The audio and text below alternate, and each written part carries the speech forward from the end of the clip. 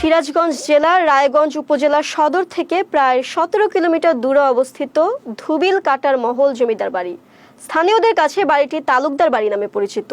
স্থানীয়দের দাবি, যথাযথ ব্যবস্থা নিলে জমিদারদের স্মৃতি বিজড়িত এই বাড়িটি হতে পারে সিরাজগঞ্জের অন্যতম দর্শনীয় স্থান। বিস্তারিত ডেস্ক রিপোর্টে। আনুমানিক ১৮৪০ সালের দিকে পরগনার প্রতিষ্ঠাতা জমিদার মুন্সি আব্দুর রহমান তালুকদারের আমলে নির্মাণ করা হয় দৃষ্টিনন্দন এই ধুবিল কাটার মহল জমিদার বাড়ি। বাড়ির শৈল্পিক কারুকার্য আজও বহন করে চলেছে সেকালের সাংস্কৃতিক নিদর্শন। জনশ্রুতি আছে, হাতিশালের হাতি আর ঘোড়াশালের ঘোড়া থাকত এ বাড়িতে। শতাধিক গৃহকর্মী, রাখাল আর অসংখ্য লোকজনে ভরপুর জমিদার বাড়িটি এখন প্রায় মানুষশূন্য। ব্রিটিশ শাসন আমলে এরা জমিদারি পেয়েছিল। জমিদারি চালানোর জন্য পূর্বপুরুষেরা তাদের সন্তানদের সুদূর বিলেত, আমেরিকা ও কলকাতা থেকে উচ্চশিক্ষায় শিক্ষিত করতেন। একসময় জমিদারি প্রথা বিলুপ্ত হলে পথে বসে যান জমিদাররা।